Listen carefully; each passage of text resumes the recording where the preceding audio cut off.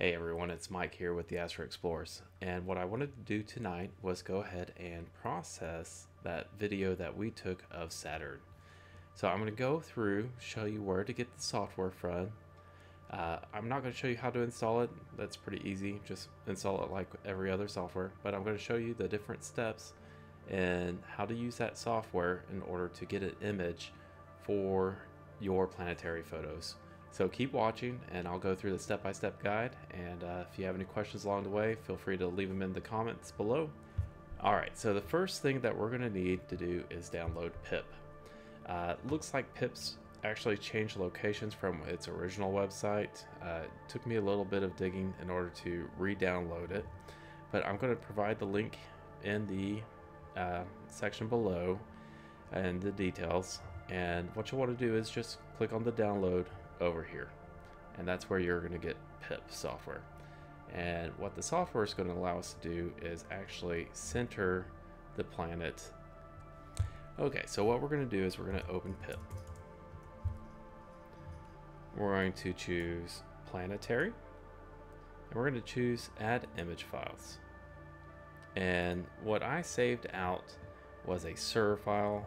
Might also be an AVI file depending on what you're using. And we're going to let it go ahead and enable debayering. And we can see the image capture right here. We can also see that we got 9,647 frames. So we don't need all of those frames. So what we're going to do is we're going to go to quality options. We're going to do enable quality estimation, and we're going to tell it, let's just keep the best 9,000 for now. We're going to choose output options. We want it to save as an AVI, and then we're going to go to do process, and then what we'll do is we'll ask it to start processing. And what that's going to do is it's going to take our shaky planet and center it so we have a complete video of it all in one location. And I'll be able to show you what that AVI looks like here in a moment after this processes. And as you can see, processing is pretty quick. It's going through those 9,000 frames, and then it's sorting it, and now we're complete. So we can open that output folder, and now we have a new video. And when we look at it, we don't have that shakiness anymore that we used to have. Now we have the planet stationary, and that's going to help us in our next thing, next software called AutoStakkert, which is going to actually take these frames, choose the best sections from all of them, and create a single TIFF image. So in AutoStakkert, and I'll provide this link in the description below as well, you just click on downloads and you'll be able to download it from right here. I've already done that, so I'm going to go ahead and open AutoStakkert, and you'll see that come over. I'm going to open our image. You'll see that we have our PIPP file, and then I'm going to choose 24 if it's not already selected here, and I'm going to ask it to place the grid. Now what this grid's doing is it's analyzing different areas of the image, and I'm actually going to go down to 16 and tell it to place the grid again, and you see that it actually starts covering more of the image. It's not covering all of the rings at this time, so I'm going to go ahead and add just a couple more boxes here and make sure that our entire image is picked. Now I'm going to tell it to analyze, so it's going to go through and analyze all the 9,000 frames that we had. And this can take a minute, so depending on how powerful your computer is, it can take a minute or two, but just sit tight, let it do its work. Okay, so as we can see, our quality isn't that great. Unfortunately, when I was doing the actual capture, we didn't have the best sky at the time. So there's different things you can do to improve that quality. Have a nice clear sky, make sure your focus is spot on, things along those lines. So I'm only going to tell it to take the best 25% of the frames, and you can do that right there. And then I'm going to tell it to drizzle by 1.5 times, and that's going to increase the image size a little. And then we're also going to have it come out as a TIFF file. So once we have these settings selected, we just hit stack.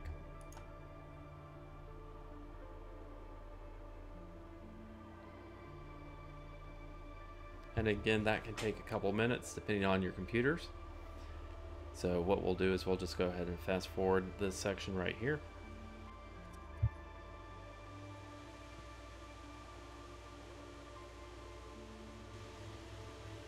Okay, so that took about 2 minutes to process. It's not too bad.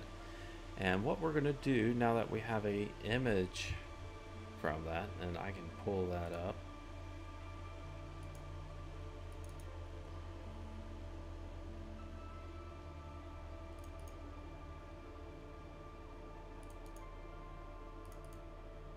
So this is our image of Saturn, and when we compare that, let me go ahead and pull up the video. So there's the video, and there's our image, and you can actually see that our image actually looks quite a bit better. So what it did was it took the actual best sections of those frames that it could calculate to give us a solid image. So now what we're going to do is we're going to open RegiStax, and with RegiStax, what we'll be able to do is update some of the colors and try to fine-tune some of the sharpening on here. So for RegiStax, I'll provide the link again in the description, but what you'll want to do is go ahead and download and install the version 6.1 release first, and then install the update, the 6.1.08. And as you can see, the software has not been updated in quite some time, but this is what we're using. So I'm going to go ahead and open RegiStax.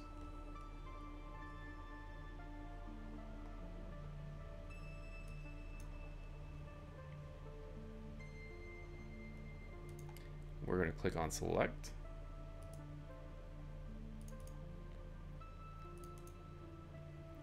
And we're going to allow it to stretch the intensity levels. And then the first thing I want to do is just go ahead and come over to RGB balance. And we can choose auto balance. And we get kind of more of that more natural color that we're used to when we look at Saturn. We'll close that. We're also going to flip and rotate. There we go. So that should match the position Saturn was in. We'll close that. We can also come to our histogram. And if we pull this over and choose stretch, we're going to brighten our image here. We don't want to go too far because we don't want to blow it out, but that's what we're able to do with our histogram. We can also come the other direction if we want to make some of the areas darker as well. And a lot of this is just going to be personal fine-tuning, trying to find what looks best to you visually. If you want to see a little bit larger of the image, you can choose the zoom pane, or I'm sorry, the zoom panel. And what we'll do is we're going to start off by unclicking layer 1. So these are our wavelets. This is what's actually going to allow us to sharpen the image. And what tends to work best is starting at the bottom, because this is going to give us kind of the most fine-tuned sharpening. As you can see, we get kind of that fine detail. Or if we start here at the top, we get kind of a more overall image and sharpen. So what we'll do is we'll kind of start at the bottom, and we can start seeing some of those cloud rings come through, and we'll just kind of increase these ever so slightly. And if you find something that you like, and we can start seeing kind of the rings in here as well coming through, you're actually able to save the scheme. So if you are doing a lot of planetary photography and you have a setup that you like, you can save it and load it, and that'll give you a good baseline to work from. So as you can see, we're starting to get a little bit of that artifacting here. So we might back off on here a little.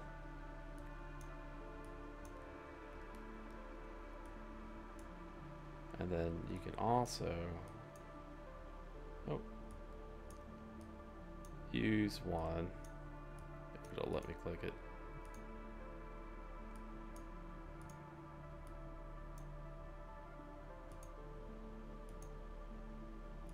But it doesn't seem to be doing what we want today, so we're just going to leave that off. But if you want to increase the intensity, again, what you can do is you can actually use your controls here and boost it.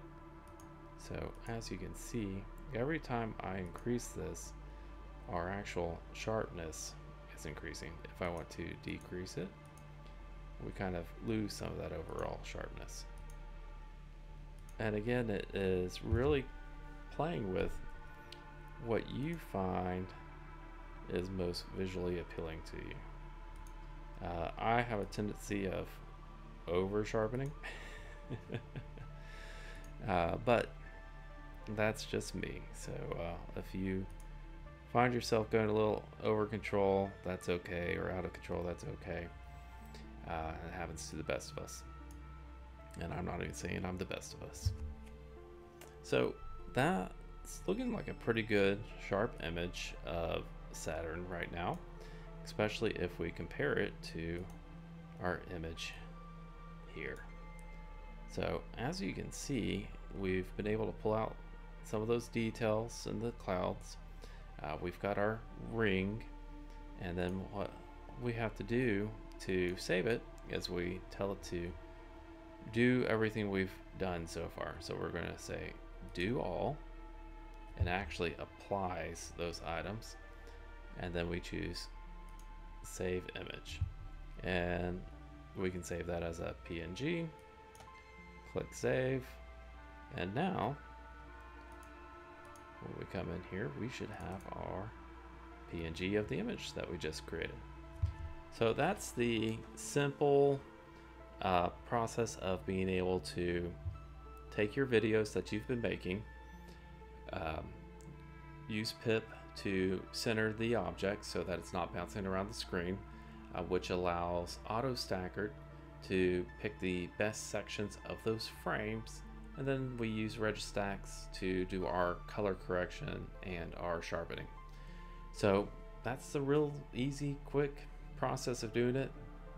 It does take a little bit of practice just to find your way around the different software, but once you've done it a couple times, it's real easy to do, and then from there it's just finding what is aesthetically pleasing to you.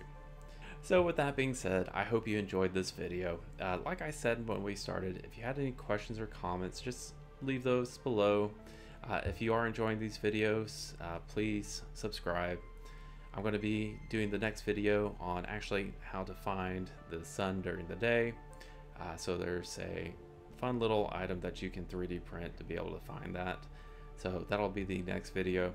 And then after that, I'll probably get into moving into what a equatorial mount is. So, and with that being said, I'm going to call it night. Happy stargazing to all of you.